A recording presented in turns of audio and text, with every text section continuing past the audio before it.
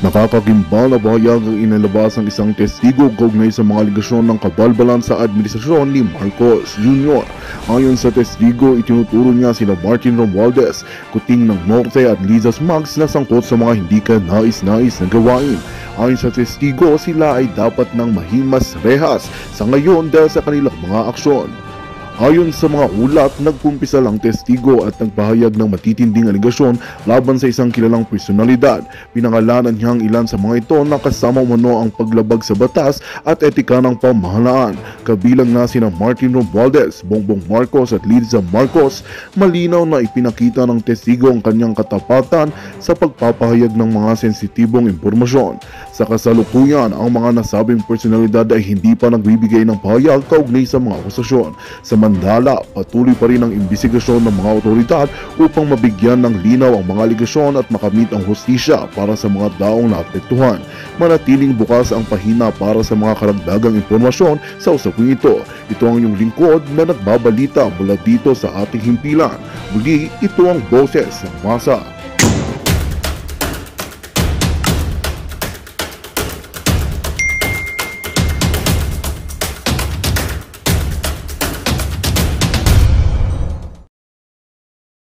Itong statement na binitawan ni First Lady.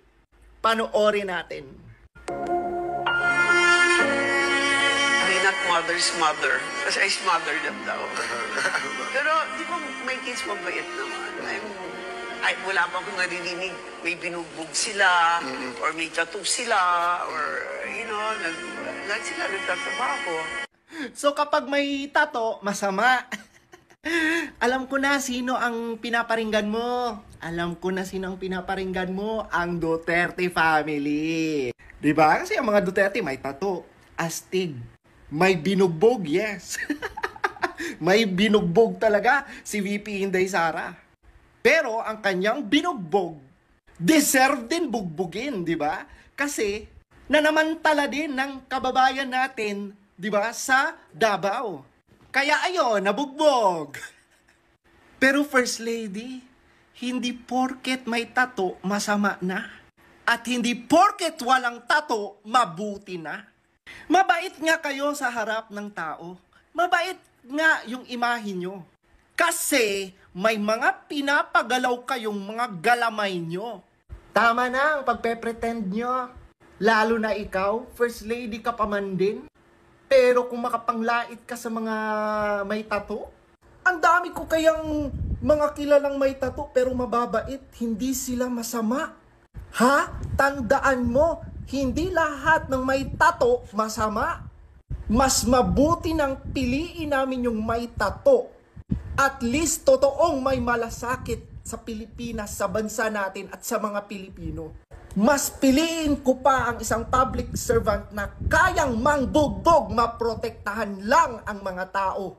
Kesa sa inyo, mabait lang kung may kailangan.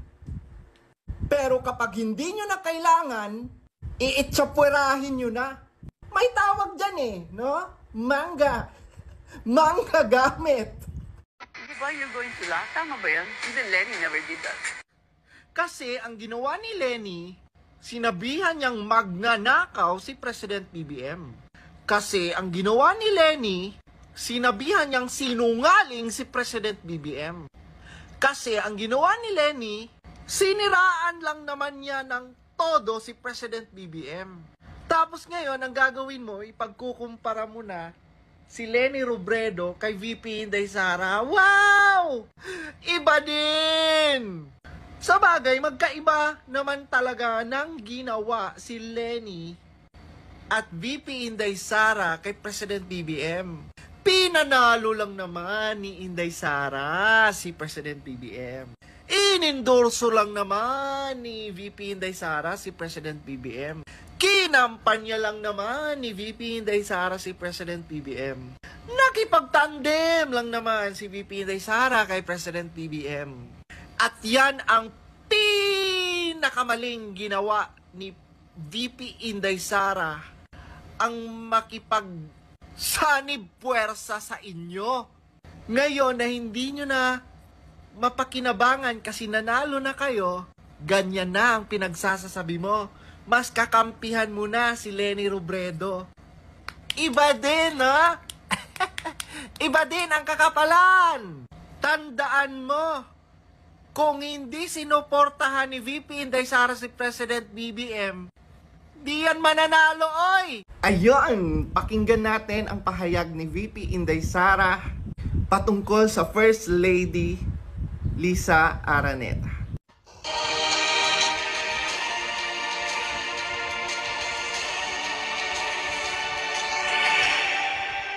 Mga kababayan, bilang tao, karapatan ni unang ginang Lisa Marcos na makaramdam ng sama ng loob at galit.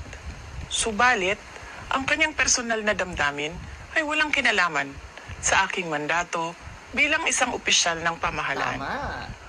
Upang makausad tayo, iiwan na natin sa isang pribadong pag-uusap sa pagitan lamang namin ni Pangulong Bongbong Tama. Marcos Jr. ang mga susunod na hakbang.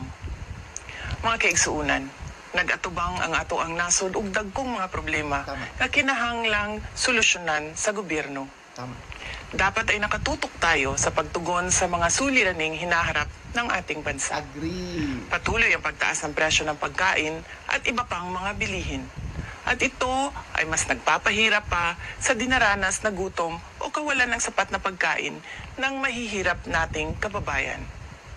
Nagbabadya rin ang kakulangan ng supply ng tubig at kuryente habang talamak na naman ang ipinagbabawal na droga.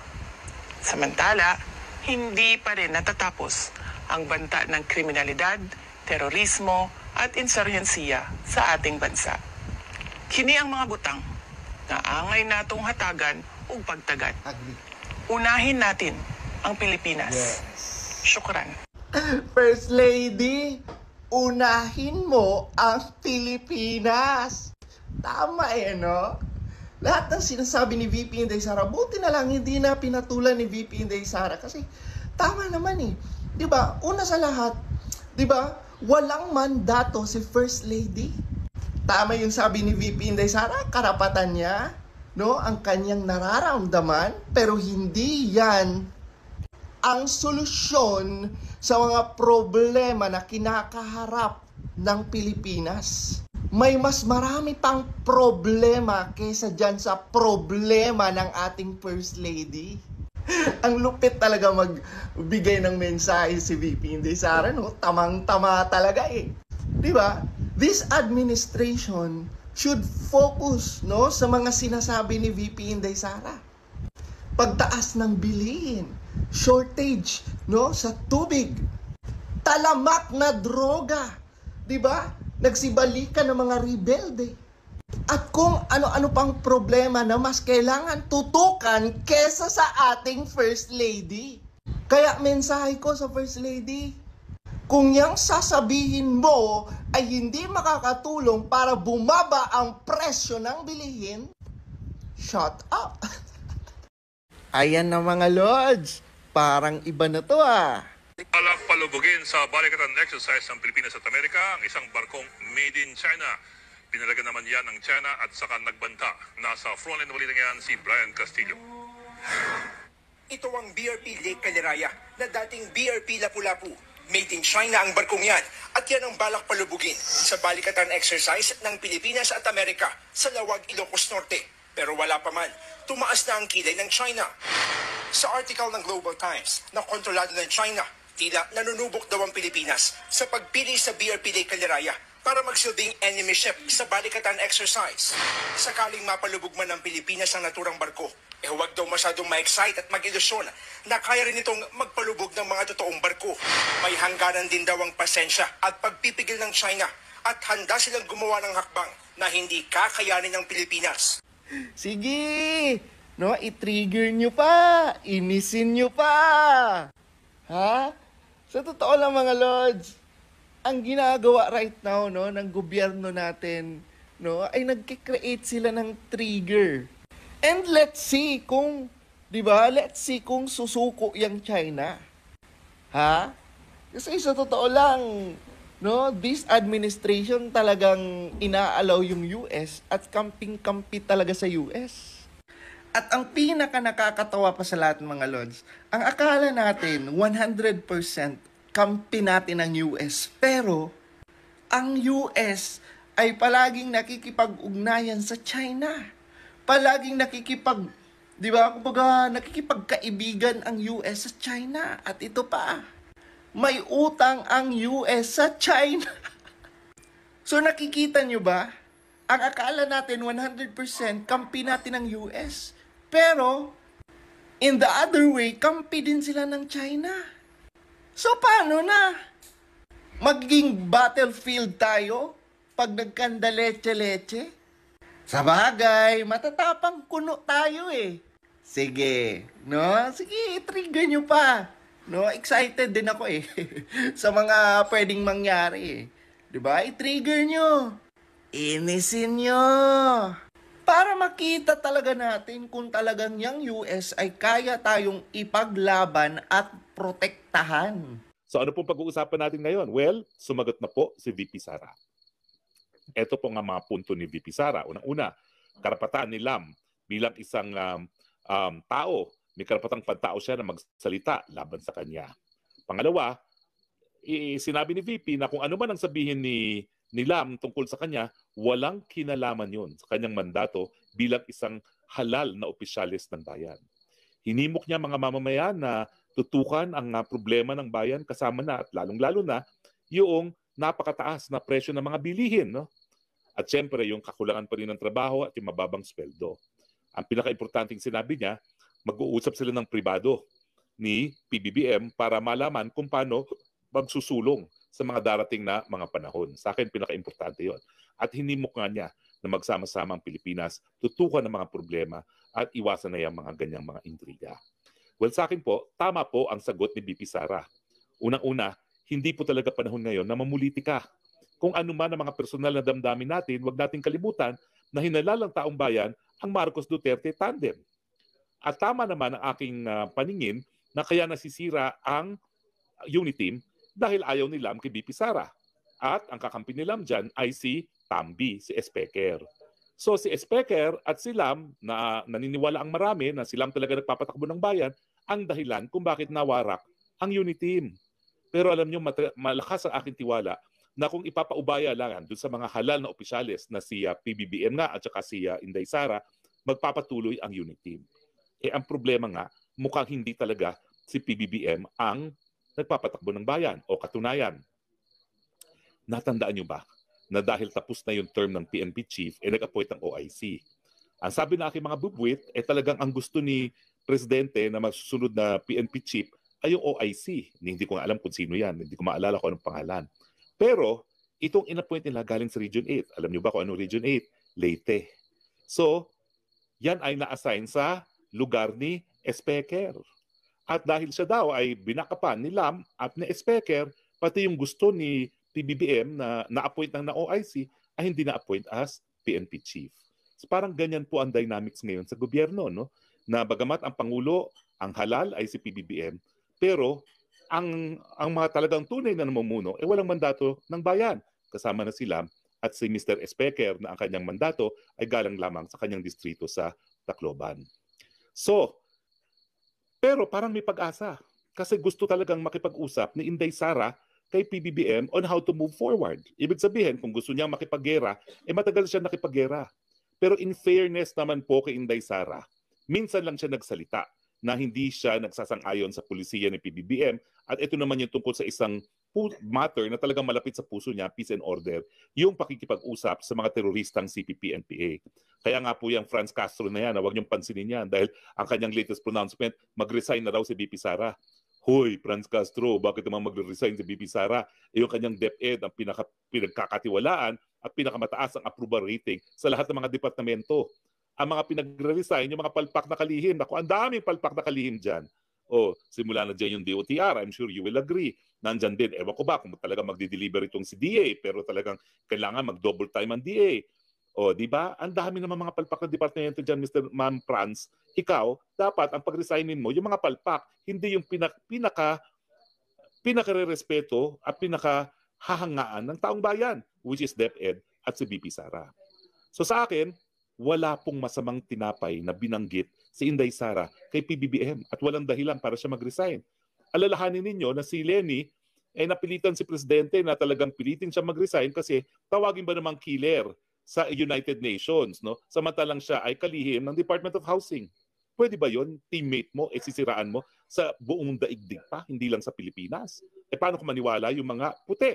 At alam nyo naman, talagang hindi feel ng mga puti si Presidente Duterte dati. So sa akin talagang napakasama yung sinabi ni Lam na mas malala pa siya kay Lenny. Naku, kinalibutan po talaga ako. Yan ay nagpapakita talaga ng kulay ni Lam na talagang siya talaga ay dilawan sa kanyang puso. Kasi nga, kamag-anak naman niya talaga si Marojas. Second degree cousin, pero kamag-anak pa rin niya. At parang blood is thicker than water, no? Miski siya ay married to a Marcos, mas malapit talaga siya sa mga dilawan dahil yan ang kanyang dugo, no? Well, hindi naman natin mapagkakait sa kanya yan. Kaya lang, dapat maalala niya na ang presidente ay Marcos pa rin, di ba? At ang kadugo naman ni Marcos ay yung kanyang kapatid na si Senator Amy, na sa tingin ko naman, tama ang adhikain na linisin ang pangalan ng kanyang ama. Dahil sabi nga niya, napakabihira yung napagbibigyan ng pangalawang pagkakataon, no, ng taong bayan. At sana nga, gamitin pa niya PBBM yung natitira niyang panahon kung meron pa. You know what I mean? Para nga i-redeem ang pangalan ng kanyang pamilya. So anong tingin ko mangyayari in the future? Well, alam nyo, miski makipag-usap si Inday Sara kay PBBM, hindi ko naman alam if Lam will back off. Siyempre, sanay na siya sa 2 taon na she is actually governing, no? Bakit naman niya ititigil pa yan? Di ba? Now, marami pa siyang sinabi sa interview na tumaas ang kilay ko, ha? Never mind yung mga gulo nila ng mga vlogger, nila Maharlika, nila SAS, pero I'm sure pinapanood nyo naman yung mga broadcast ni SAS at saka ni Maharlika na pinasisinangulungan yung mga sinasabi niya. Si SAS talagang lininaw niya na pagamat nakuha niya bilang abogado yan sa isang kaso, na-dismiss naman yung kaso dahil sa sariling effort ni SAS at hindi sa effort ng law office ni Lam, no? At saka hindi alam ni Lam na sinisanti na ni SAS yung law office niya. Siguro nga kasi mga law offices, may mga junior associates na nag-a-appear at hindi sinabi ng junior associate na sinisanti na sila ni SAS. Pero sa akin, ang talagang taas balahibo ko, itong si Ma at saka itong yung pinaghihinalaang smuggler na binanggit ni Congressman Sensuat sa Kamara, dapat imbestigahan bilang big-time smuggler, at saka yung kanyang kapatid na si Martin, sabi niya, matagal na raw silang mayayaman at mga contributor sa eleksyon. Pero kung titignan mo yung SOCHE, yung Statement of Expenditure and Contribution ni PBBM, wala naman dong Ma, wala namang Martin Araneta. So nakapagtataka, notaryado po yan SOCHE. So kung tama yung sinasabi nila, bakit hindi nila linista na contributor itong si Ma at saka si Martin? At sa akin naman, dahil ang aligasyon ay sila ay mga smugglers, lumalabag sa ating batas, hindi depensa yun na dati na silang mayaman.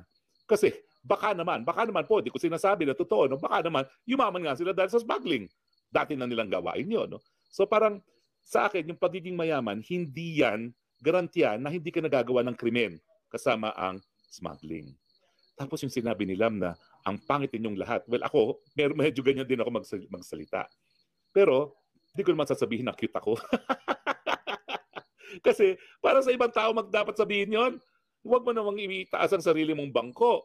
Kaya tuloy, napaka-nasty na mga comments, no, na parang, yeah, you are cute like a tarsier, pero ang tarsier talagang cute na. Ako talaga cute sa tarsier. Hindi naman ata kamukha ni Lam ang tarsier, no? Pero sa akin, yung mga bagay-bagay na pangit ang kalaban, cute ka, that's for other people to say. Hindi naman para sa isang first lady yan. Dapat wag na.